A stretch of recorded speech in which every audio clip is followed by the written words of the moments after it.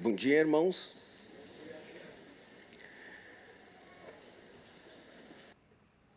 Claro que o tema é esta catástrofe. Andando por aí, a gente vê tudo que é tipo de comentário a respeito dela. Uns dizendo, uns enxergando coisas espirituais e dizendo que é um castigo. Pode ser que tenha, porque tem muito pecado na terra. Outros dizendo que foi falha das comportas, que os governos não agiram bem, por isso que a cidade encheu. Aí, eu me lembrei de uma vez, eu comprei um livro muito famoso, que na época era o livro mais vendido do mundo. O nome do livro era Uma Breve História do Mundo, escrito por um professor de Harvard, um historiador famoso, um cientista da área. Aí eu estava passando pelo aeroporto, em São Paulo, e tinha uma pilha, uma pirâmide daquele livro. Eu me lembrei, comprei um e fui ler o livro. Aí, num certo trecho lá, ele estava falando do conflito entre hebreus e filisteus e por que os filisteus venceram os hebreus. E no livro de história dizia assim, que os filisteus venceram os hebreus por causa que eles dominavam a tecnologia do ferro e tinham boas armas, tinham boas espadas. E aquela mesma história também é contada na Bíblia, mas dizia assim, que os filisteus prevaleceram sobre os hebreus, porque Deus entregou os hebreus na mão dos filisteus por causa que eles pecaram. A mesma passagem. Aí eu me lembrei que de Pedro, dizendo para Jesus, Jesus, nós vamos te proteger, nada vai te acontecer. Aí Jesus olha para Pedro e diz assim, arreda Satanás, porque tu não cogita das coisas de Deus, mas das coisas do homem. Interessante como Jesus é Jesus, né? Porque ele percebeu, naquela defesa de Pedro, uma cogitação do coração de Satanás, materializada por Pedro, na boa intenção. Então, irmãos, eu queria hoje fazer uma meditação a respeito dessa catástrofe, mas com base bíblica, cogitando das coisas de Deus. E para isto, nós vamos fazer uma leitura de duas passagens bíblicas, proféticas. Uma em Daniel, quando Daniel entende pelo livro de Jeremias, ele diz, entendi pelo livro de Jeremias, lendo Jeremias, o profeta Jeremias, que o cativeiro da Babilônia seriam 70 anos. Aí ele se desespera, ele achou que era pouco tempo, né? E vai lá e ora para o Senhor, né? E o Senhor responde ele, mas não atende o pedido, né? Mas vamos ler que isso é uma parte linda da Bíblia. A gente vê como Deus pensa e age, como Deus reagiu, né? Isso é em Daniel 9, Daniel capítulo 9, versículo 1 em diante. No primeiro ano de Dario, filho de Assuero, da linhagem dos Medos, o qual foi constituído rei sobre o reino dos caldeus, no primeiro ano do seu reinado, eu, Daniel, entendi pelos livros que o número de anos de que falara o Senhor ao profeta Jeremias, que haviam de durar as assolações de Jerusalém, era de 70 anos. Agora, olha a reação de Daniel diante dessa catástrofe. Voltei o rosto ao Senhor, para o buscar com orações e súplicas, com jejum, pano de saco e cinza. Orei ao Senhor meu Deus, confessei e disse: Ah, Senhor, Deus grande e temível, que guardas a aliança e a misericórdia para com os que te amam. E aí vai uma linda oração, né, que vai até o versículo 19. São 19 versículos, uma oração comprida e linda de Daniel, pedindo, reconhecendo o pecado dele e o pecado do povo e pedindo a misericórdia do Senhor. Senhor, nós não confiamos, né, em nós, mas confiamos nas tuas muitas misericórdias. Por favor, passa, abrevia esse tempo. Aí, lá no versículo 20, Daniel 9, 20, diz assim, falava eu ainda, eu orava, eu confessava o meu pecado e o pecado do povo de Israel, e lançava a minha súplica perante a face do Senhor, meu Deus, pelo monte santo do meu Deus.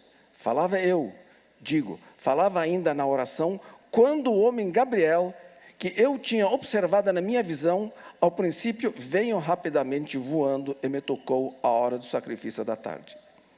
Ele queria instruir-me, falou comigo e disse: Daniel, agora saí para fazer-te entender o sentido. No princípio das tuas súplicas, saiu a ordem, e eu vim para te declarar, porque és muito amado. Considera, pois, a coisa e entende a visão. Olha só, mas vamos terminar, 24, desculpa. Versículo 24. 70 semanas estão determinadas sobre o teu povo e sobre a tua santa cidade, para fazer cessar a transgressão, para dar fim aos pecados, para expiar a iniquidade, para trazer justiça eterna, para selar a visão e a profecia e para ungir o santo dos santos.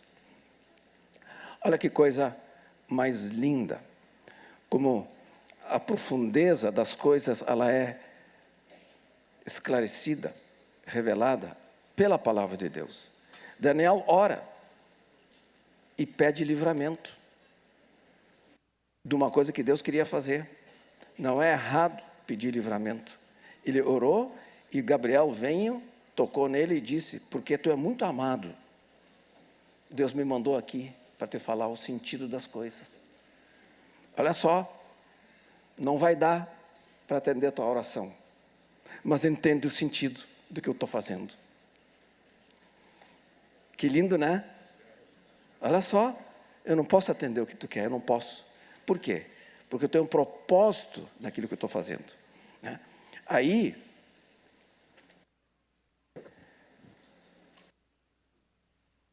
ele dá um motivo e um propósito. A gente só olha para a parte do pecado. A nossa tendência é só olhar, olha, é por causa da transgressão. E diz mesmo, e tem, né?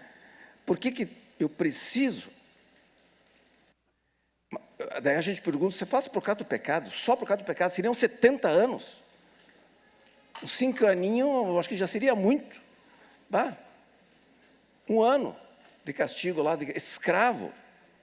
Mas eram 70, porque tinha um propósito.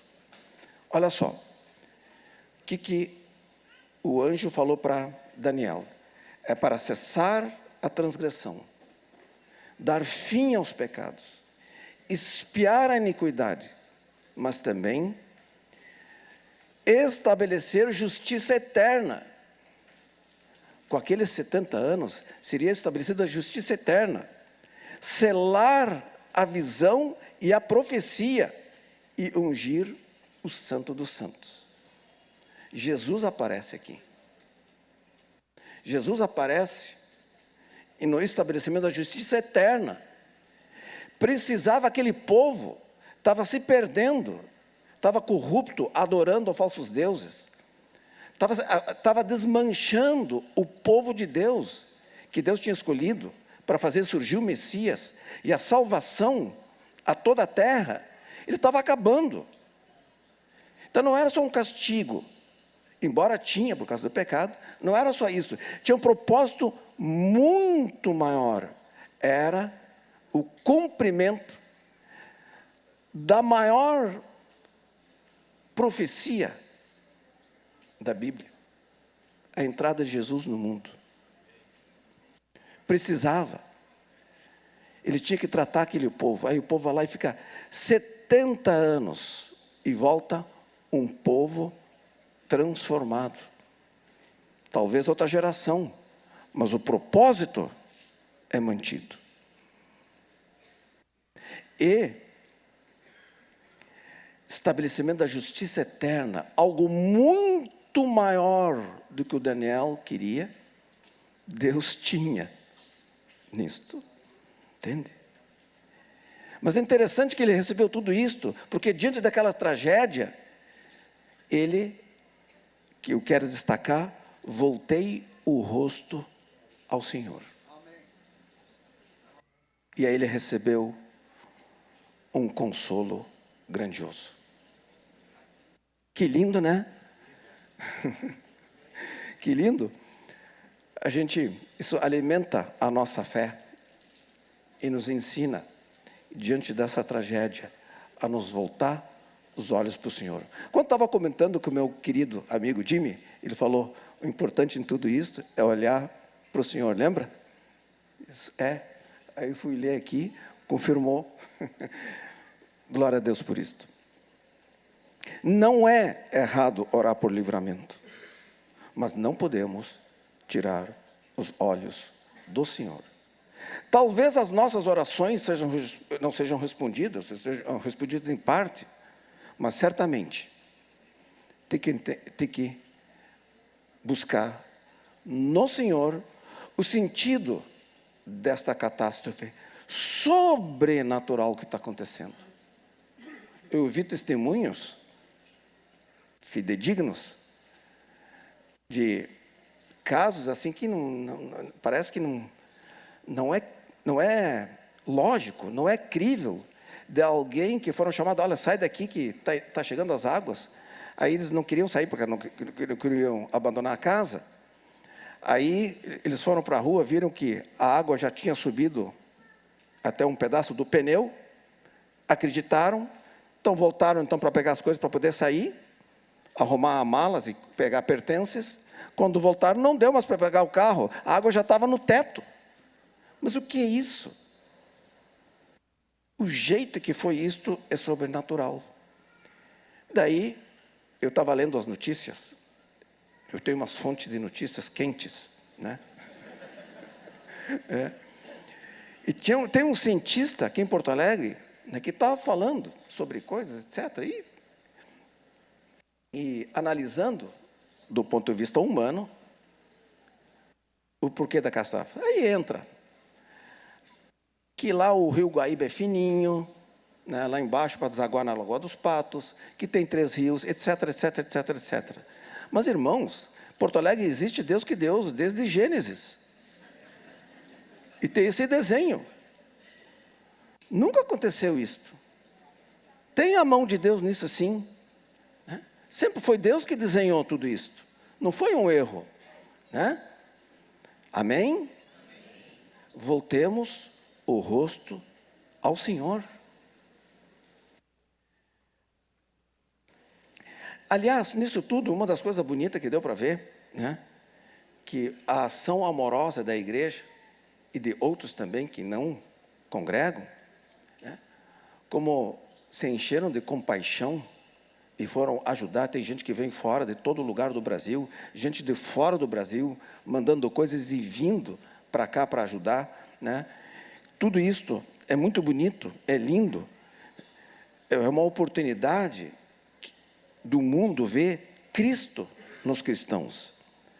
Glória a Deus pela vida de todas as pessoas que ajudaram, mas não é querer falar coisa exagerada, mas a igreja teve um papel de destaque em tudo isto. Glória a Deus por isto. Esta profecia de Daniel, quando a gente olha para o propósito, nos anima, mas quando a gente olha só para o castigo, a gente se desanima. Não dá para olhar só para o castigo das catástrofes, senão a gente desanima. Tem que olhar para o propósito. E nada melhor do que ver o propósito, do que ver as profecias, quando é Jesus está falando. É a segunda profecia que eu queria ler junto. Mateus, capítulo 24, versículo 1 em diante.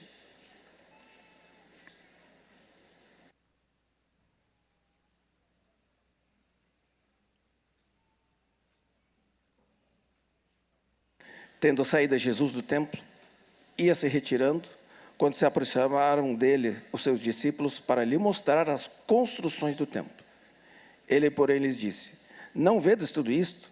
Em verdade vos digo que não ficará aqui pedra sobre pedra, que não seja derribada. No Monte das Oliveiras, achava-se Jesus assentado, quando se aproximaram dele os discípulos, em particular, e lhe pediram: dize-nos, quando sucederão essas coisas, e que sinal haverá da tua vinda e da consumação do século? Irmãos, tem que dar uma paradinha aqui, porque tem uma coisa muito importante para esclarecer, porque a partir de agora, quando Jesus responde, é de difícil entender a resposta, porque se mistura o fim dos tempos com alguns acontecimentos que aconteceram na década de 70. Então a gente tem que prestar atenção aqui. A gente pode perceber no versículo 3, que os discípulos fizeram duas perguntas para o Senhor. Primeira, que sinal haverá da tua vinda e da consumação do século? Não, essa é a segunda, desculpa. A primeira é: diz-nos quando sucederão essas coisas. Que coisas? Está falando que não vai ter pedra sobre pedra no templo, que vai ser tudo derrubado. Certo? Aí os discípulos perguntaram, número 1, quando sucederão essas coisas? Número 2, e que sinal haverá da tua vinda e da consumação do século? Então Jesus vai responder duas perguntas. Por isso que fica difícil de entender. Por quê? Não sei por quê, mas ele responde e vai misturando as perguntas, uma com a outra. A resposta, desculpa. Ele vai dando uma resposta misturada, respondendo as duas perguntas, mas ele fala de uma, depois ele fala da outra. E fica difícil de entender. Mas quando a gente percebe que tem duas perguntas, fica fácil de entender o restante do texto, que nós vamos ler agora. Então Jesus, versículo 4, e ele lhes respondeu: vede que ninguém vos engane, porque muitos virão muitos em meu nome, dizendo, eu sou o Cristo, e enganarão a muitos. E certamente ouvireis falar de guerras e rumores de guerras. Vede, não vos assusteis. Não é para ficar assustado. Tá? Não é para ficar assustado com essa catástrofe aqui. Vede, não vos assusteis, porque é necessário assim acontecer, mas ainda não é o fim. Porquanto se levantará nação contra nação, reino contra reino, e haverá fomes e terremotos em vários lugares. Porém, tudo isto é o princípio das dores. Então, sereis atribulados, eles vos matarão. Agora está falando daquele tempo, talvez, né? Aqui, não do final, que vai ter também. Aliás, uma vez eu vi um estudo dizendo que a destruição do templo, aquela fuga, é algo também, um apontamento para os tempos do fim. Quando querem destruir a igreja, e a tribulação que nós vamos ter no fim dos tempos. Quando o templo que foi destruído e teve muitas mortes, no final vão querer destruir o templo de Deus, a igreja. Né? Voltando, versículo 9, então sereis atribulados, e vos matarão, sereis odiados de todas as nações por causa do meu nome. Neste tempo, muitos hão de se escandalizar, trair e odiar uns aos outros. Levantar-se-ão muitos falsos profetas e enganarão a muitos. E por se multiplicar a iniquidade, o amor se esfriará de quase todos. Aquele, porém, que perseverar até o fim, este será salvo. E será pregado este evangelho do reino por todo o mundo, para testemunho a todas as nações. Então virá o fim. Quando, pois, virdes o abominável da desolação de que falou o profeta Daniel no lugar santo, quem lhe entenda, Então, os que estiverem na Judéia, fujam para os montes. Quem estiver sobre o eirado, não desça a tirar de casa alguma coisa. E quem estiver no campo, não volte atrás para buscar a sua capa. Ai das que estiverem grávidas e das que amamentarem naqueles dias. Orai para que a vossa fuga não se dê no inverno, nem no sábado. Porque neste tempo haverá grande tribulação, como desde o princípio do mundo até agora não tem havido e nem haverá. Talvez essa parte aqui, certamente, talvez não, essa parte aqui se refira a aquele tempo. Eu digo talvez, porque isso provavelmente vai se repetir em relação à igreja, a nós. Né? Isso houve. Estava falando lá da derrubada do templo no ano 70, quando o general Tito derrubou o templo, profanou, derrubou a cidade. Dizem que morreram naquela guerra muitos milhares de cristãos e judeus, e aí ocorreu a chamada diáspora, a dispersão, né, dos judeus há 2000 anos atrás pelo mundo todo. E foi um tempo de muita angústia, semelhante àquele que ocorreu lá no tempo do exílio da Babilônia. Sabe que depois disso aqui, eu tive em Roma ano passado, aí pergunta para a Aisha Aline, queria tirar foto, e lá tem um arco de triunfo. Arco de triunfo é uma construção assim, em forma de arco, que os reis construíam para receber os heróis de guerra. Então, faziam um arco para ele. Aquilo ficava ali como memorial, aquela vitória, e homenagem ao general que ganhou aquela guerra. Lá tem um arco de triunfo em Roma, que é para o general Tito. Quando ele fez isto? Só eu não vou tirar foto aqui. Sério. Foi triste para mim. Não foi prazeroso essa lembrança. Eu já tinha ido lá. Eu ia lá seguido, porque tem a maior feira do meu ramo, do mundo, é lá. Então eu ia, um ano sim, um ano não. E não me dava conta, tirava foto. Que legal, esse monumento famoso, né? Quando me dei conta, esquece. Isso é motivo de tristeza. Então, o que esse mundo, irmãos, nos oferece das coisas? Desculpa, não tem nada a ver com o que a gente está falando aqui, né? Diretamente. Mas o que esse mundo tem para nos oferecer? Vitória de Satanás sobre o povo de Deus? E a gente comemora? Será que eu estou louco? Será que está errado se sentir mal diante daquele arco famoso? E já não tiro foto aqui, hein? Que Deus nos ajude, né? Eu ali orei, não tirei foto desta vez, quando me dei conta, né? Versículo 15. Quando, pois, virdes o abominável da desolação de que falou o profeta Daniel no lugar santo, quem lê, entenda. Então os que estiverem na Judéia, fujam para os montes. Quem estiver sobre o eirado, não desça a tirar de casa alguma coisa. E quem estiver no campo, não volte atrás para buscar a sua capa. Ai das que estiverem grávidas e das que amamentarem naqueles dias. Orai para que a vossa fuga não seja no inverno, nem no sábado, porque nesse tempo haverá grande tribulação, como desde o princípio do mundo até agora não tem havido, nem jamais haverá. Outra lição que a gente tira daqui. A igreja, irmãos, a gente fala, mas quando chega na hora a gente repete. A gente ora só por triunfalismo. Nas eleições a gente quer ganhar as eleições. Não está errado. Pode orar. Isso não está errado. Orar por paz. A Bíblia nos ensina a orar por paz. Não estou dizendo que está errado. Porém, não podemos tirar os olhos do Senhor. Porque Deus tem um propósito. A nossa oração para que as eleições fossem de um jeito não foram. Amém. O propósito de Deus foi cumprido. Não foi uma derrota. Não foi. É o curso da história. É o cumprimento das profecias.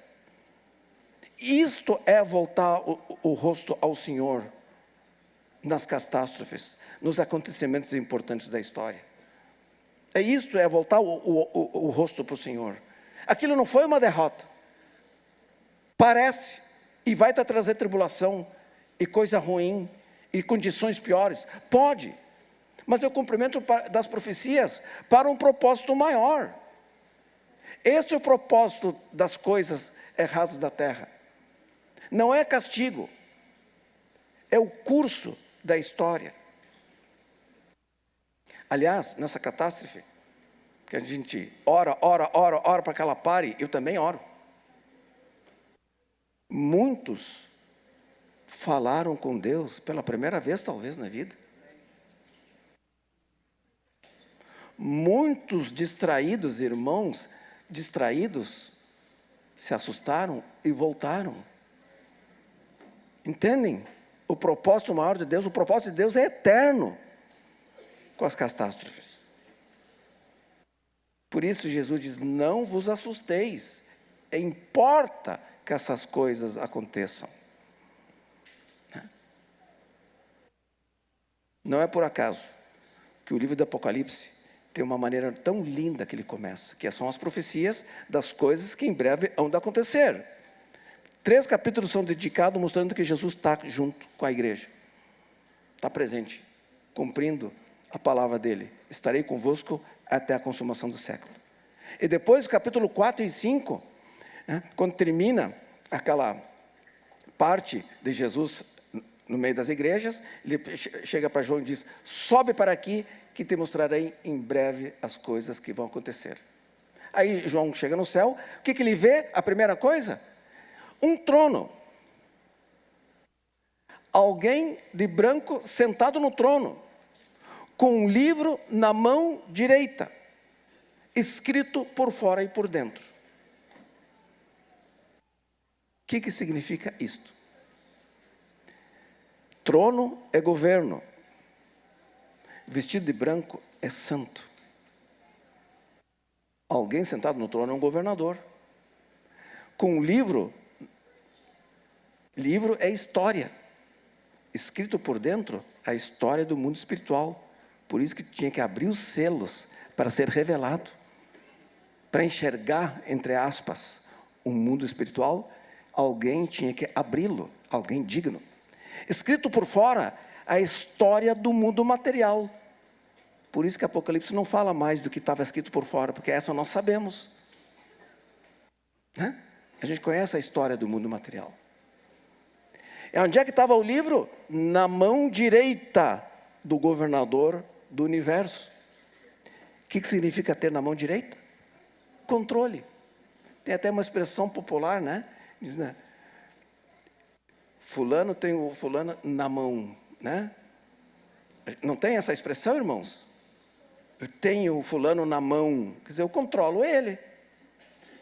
Então, a primeira coisa que Jesus mostrou para João, quando ele chegou no céu, é um governador santo, com a história na mão, no controle da nossa história. Entendem? É isso o significado dessa visão linda. Que Deus tem o controle da história do mundo espiritual e do mundo material sob total controle. Amém?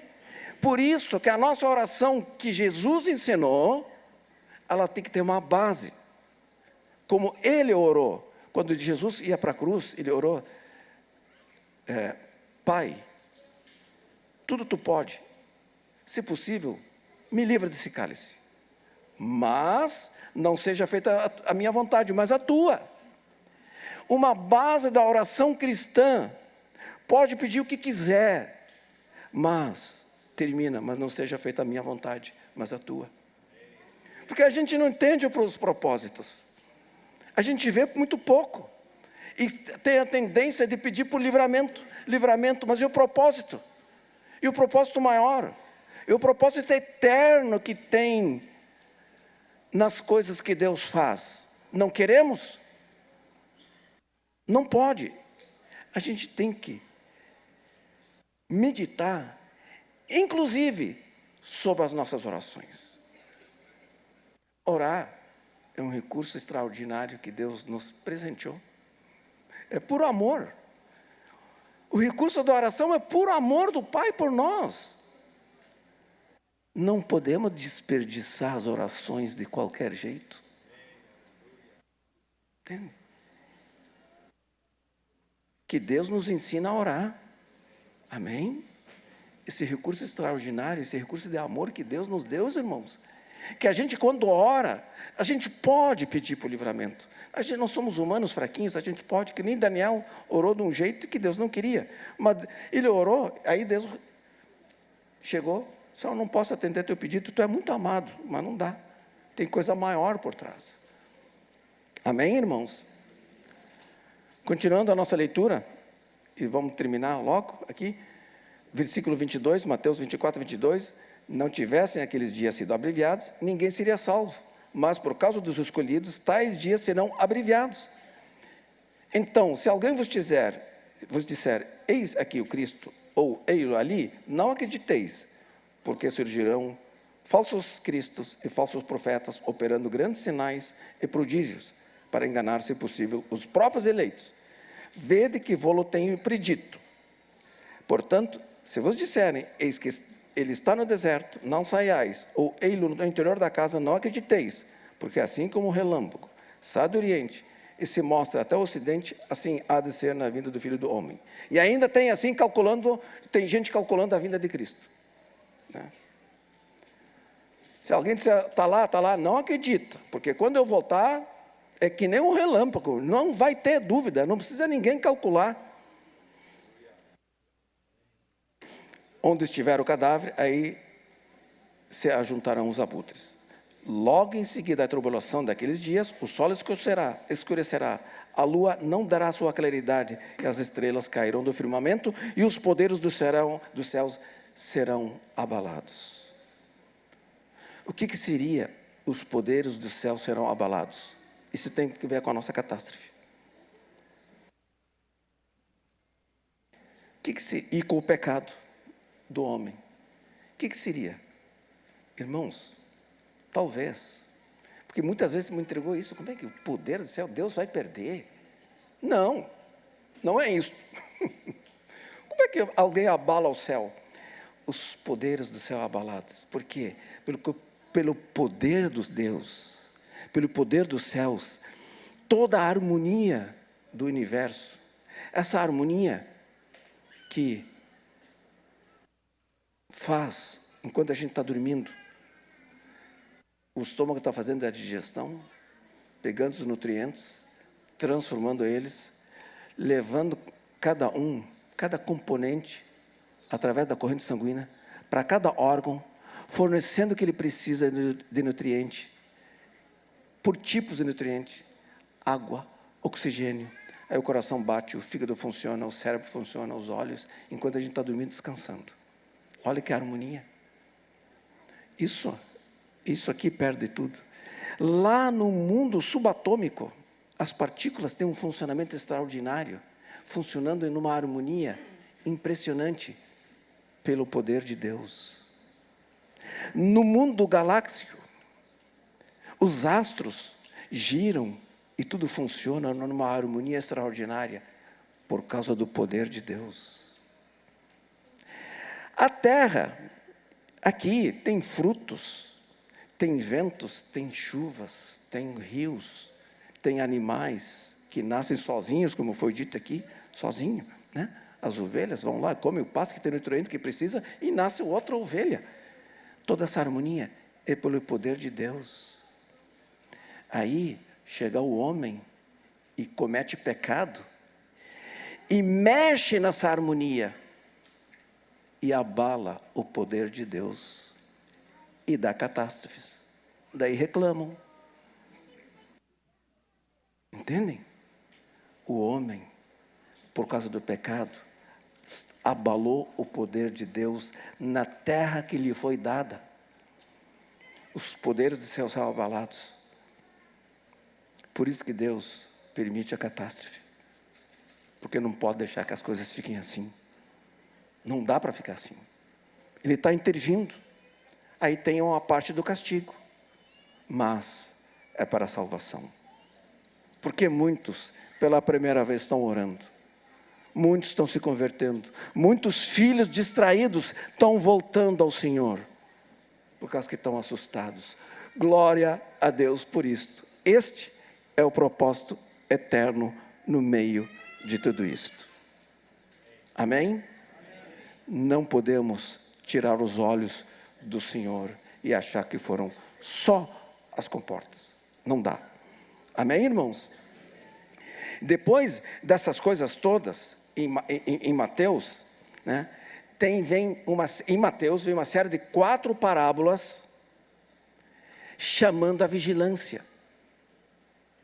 4 parábolas de Mateus. Em Marcos aparece só uma parábola. Em Lucas só aparece uma parábola. Só da figueira. A palavra da figueira, mas em Mateus aparecem 4 parábolas. Em Mateus aparece a palavra da figueira, do servo mau, a parábola das 10 virgens, que talvez seja a mais famosa, né? E a parábola dos talentos.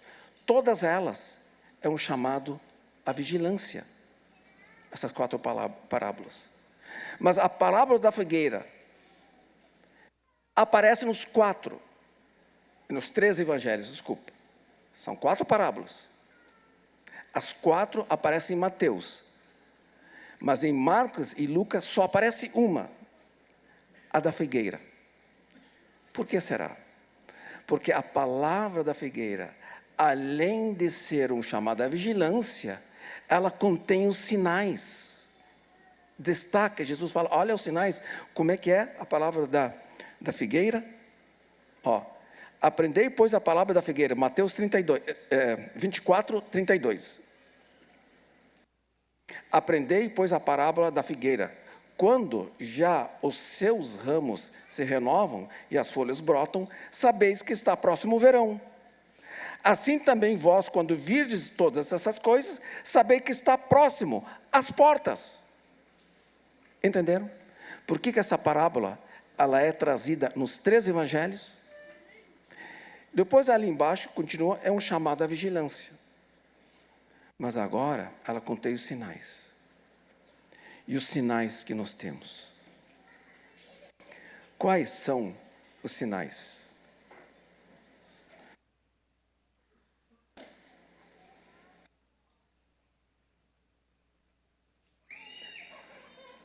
Os sinais que tem nos evangelhos: fomes, terremotos, traição e ódio, falsos profetas, o amor esfriado de quase todos, pregação do evangelho do reino por todo o mundo. Já estamos vendo.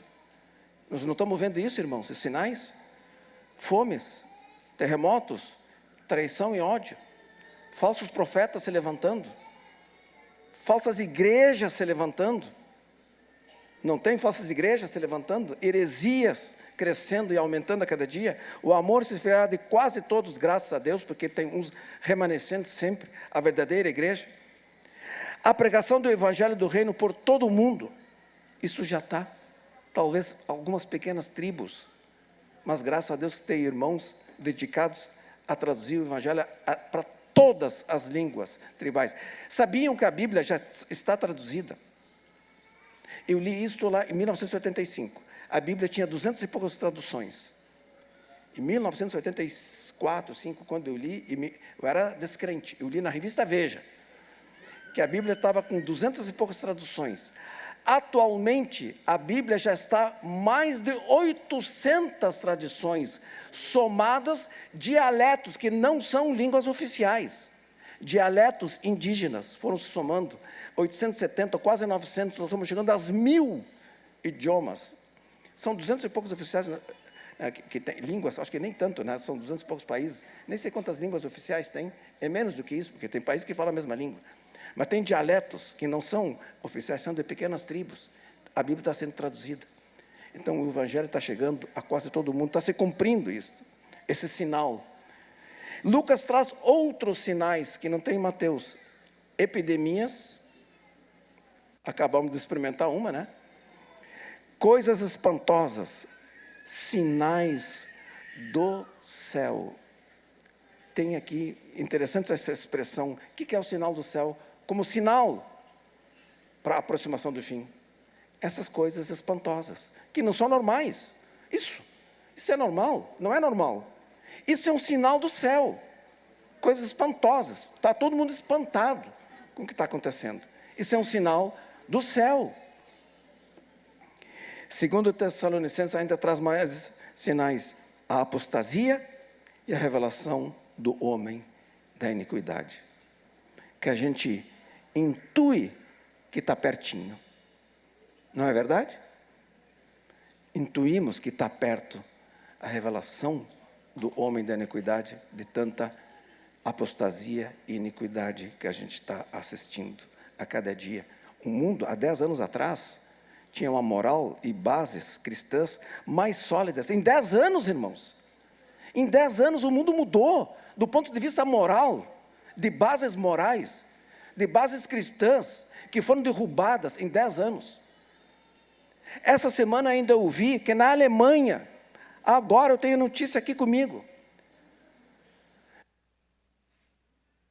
transformaram a pedofilia, que é crime, transformaram em contravenção. E houve uma comemoração daquelas comunidades LGBTQT+, né? Houve uma comemoração. Agora, imagina, era crime, é crime, pecado hediondo. Foi transformado pelo parlamento alemão, uma nação desenvolvida do ponto tecnológico, do ponto de vista humano, uma nação grandiosa. Foi transformado em contravenção. Sabe o que é contravenção? É crime de menor gravidade, tipo assim, perturbação do sossego público. Isso é uma contravenção. Não é crime. Estacionar num lugar errado não é crime, mas é contravenção. Só paga multa. Pedofilia agora é só uma contravenção. Tu estacionou no lugar errado. Iniquidade. Irmãos, isso há 10 anos era inimaginável. A passos largos, a apostasia e o preparo, o terreno para a manifestação do iníquo. Estamos assistindo. O que é isto? Um chamado à vigilância. Amém, irmãos? Por incrível que pareça, todo esse extraordinário serviço de amor que estamos vendo, esse extraordinário serviço de amor da igreja, bom, lindo, maravilhoso, tem o potencial de nos distrair a atenção em relação ao chamado de vigilância. Vamos amar, mas vamos vigiar. Amém? Os filhos de Deus devem sim servir e amar, mas vigiar. E a Bíblia termina praticamente, né, com algumas admoestações de Jesus. Uma delas diz assim: continue o injusto fazendo injustiça, continue imundo ainda sendo imundo, o justo continue na prática da justiça e o santo continue a santificar-se. Deus abençoe os irmãos. Senhor,